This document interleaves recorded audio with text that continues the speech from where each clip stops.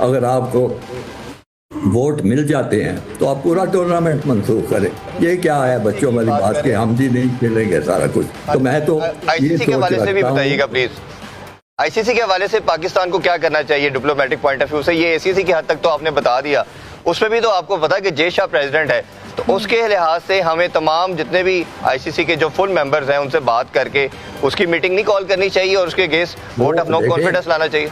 उनकी meeting call करने के लिए आपको मतलूबा वोट मुहैया करने पड़ेंगे। जहाँ तक मुझे याद है ये है कि 50% से ज़्यादा अगर मेंबरान चाहें मीटिंग तो फिर मीटिंग हो सकती है, उसमें वक्त लगेगा। लेकिन ये जो एसीसी की मीटिंग है, एशियन क्रिकेट काउंसिल की, उसका भी तो कोई इख्तियार होगा।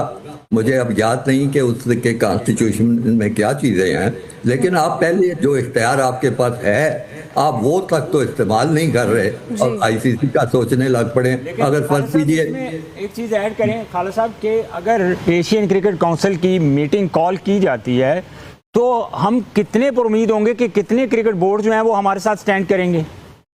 ये भी तो एक क्वेश्चन मार्क है ना। कितने का जवाब तो हमारे चेयरमैन साहब को देना चाहिए क्योंकि वो रास्ते में है। मैं और आप यहाँ बैठ के, इसी का सेकंड पार्ट ये है कि अब ये कहा जा रहा है कि बाइकआउट कर देते हैं, हम नहीं खेलेंगे या हम फोरफीट करते हैं, तो आपके ख्याल में ये डिसीजन कैसा है और इसका सोल्यूशन क्या है? क्या हमें हर हाल में खेलना चाहिए?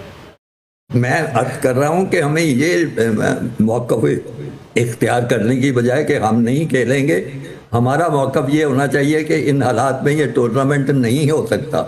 टूर्नामेंट पूरे को ख़त्म करने की कोशिश करनी चाहिए थी, बजाय ये कि हम नहीं खेलेंगे। मैं नहीं समझता इसमें इज्जत है। हमें इस टूर्नामेंट को ख़त्म करना चाहिए।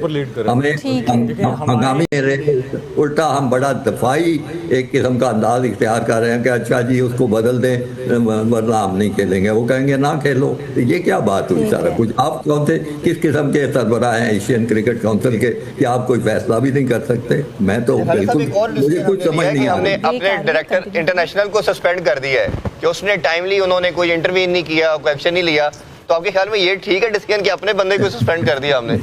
ये बड़ी मज़े का खैर बात है। यानी जो देखिए ये क़यादत के फैसले होते हैं, क़यादत की सतह पे चीज़ें होती हैं। फ़र्ज़ कीजिए आपके किसी सबॉर्डिनेट ने मातहत ने वक्त पे कोई चीज़ नहीं किया तो आप टेक ओवर करते हैं कि चलो तुमने तो नहीं किया, मैं ये कर रहा हूँ, ये सारी चीज़ें कर रहा हूँ, इस पर अमल करो। ऊपर से अमल की कोई आपको किसी तरह का कोई अमल नज़र आता है? किसी किस्म की कोई ऐसा वो स्टेप लिया नज़र आता है जिसमें वो पाकिस्तान का मौक़िफ़ अच्छी तरह दुनिया को आगे ला सके? वो तो बिल्कुल ही अजीब व गरीब मामला है सारा। दिया या जो रिएक्शन आया है अभी तक आईसीसी का, बिल्कुल नेग्लिजिबल रिस्पांस था। आप क्या कहेंगे इस बारे में? देखिए इसको दो एस्पेक्ट पे हमें देखना पड़ेगा। एक तो जो ऑलरेडी दोनों साहिबान बात कर रहे हैं, मैं उसी में ऐड करूँगा कि एक तो ये है कि आपने उससे ये प्रोब करना है और आपने आईसीसी की एंगेजमेंट बनानी है कि भाई आपने शेक हैंड करने से आपको कहा किसने कि ये डिसीजन आपने ये लिया, ये किसने कहा? ये आपका क्वेश्चन होना चाहिए और इससे आंसर लेना चाहिए।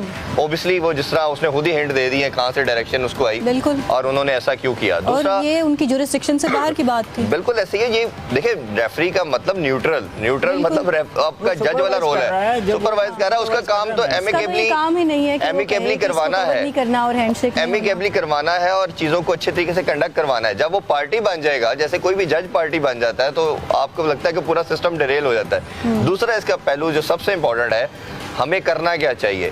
मैंने कल भी थोड़ी सी बात की थी, उस पर आपके दो रोल होने चाहिए। एक तो आपके चेयरमैन मोहसिन नकवी साहब जो है पीसीबी के भी हैं, एसीसी के भी हैं, उनको चाहिए कि तमाम बोर्ड्स की एंगेजमेंट बनाएं, उनसे डिप्लोमेटिक पॉइंट ऑफ व्यू से बात करें, उनको कहें जी ये हमेशा ये हो रहा है, ये मीटिंग में भी नहीं आ रहे थे, अब ये कंडक्ट हो रहा है, ये सिर्फ क्रिकेट नहीं, ये पूरी दुनिया के जो स्पोर्ट्स है उसको डिमोलिश करने की तरफ चल रहे हैं। आपने ये बात करके आपको वोट ऑफ नो कॉन्फिडेंस लाना चाहिए जे शाह के खिलाफ, और ये इसका असल आपका ये हरबा होना चाहिए, क्योंकि जब तक जे शाह है आप कुछ भी नहीं कर सकते। तो ये इसका अल्टीमेट सोल्यूशन है। दूसरा जी दूसरी मैं इसमें चीज ये आपका आगे आईसीसी के पार्ट के ऊपर आपका स्टांस क्या होना चाहिए। दूसरा आपका ये रोल होना चाहिए कि जिस तरह Salman Ali Agha post match presentation में नहीं गए, प्रेस कॉन्फ्रेंस में नहीं गए, आपको जाना चाहिए। जिस तरह हम इधर अपने अक्सर बात करते हैं ना असेंबली के अंदर के आपका बस वो फोरम में आप जाके बात करें। आप ये देखें कि अगर सलमान अली आगा आते और वो ये बात करते हैं कि जी ये रीजन हुई और ये जो स्पिरिट ऑफ गेम के खिलाफ है, तो पूरी दुनिया उनकी बात सुनती है। ये नाराज होके नैरेटिव जाना चाहिए, नाराज होके बैठ जाना, ये that is not a solution. आपके लिए डायलॉग करना है, आपने बात करनी है, अपना मैसेज कन्वे करना है, और उनको जवाब भी आपने अपनी पूरी परफॉर्मेंस की वजह से उनको आपने राइट दिया कि वो बढ़ चढ़ के कर रहे हैं। एक आपने ग्राउंड में जवाब नहीं दिया, दूसरा आपने जब बात करने आना था आप अपना भी अपनी गलती को तस्लीम करते कि हम अच्छा नहीं खेले, ये दैट इज सेपरेट थिंग। लेकिन ये जो कर रहे हैं भारतीय लोग या भारतीय सर्टन माइंडसेट है जो हाईजैक किया हुआ सिस्टम को, ये पूरे सिस्टम को डेंट कर रहे हैं। तो ये मेरा ख्याल है दो काम पैरेलल आप लेके चले।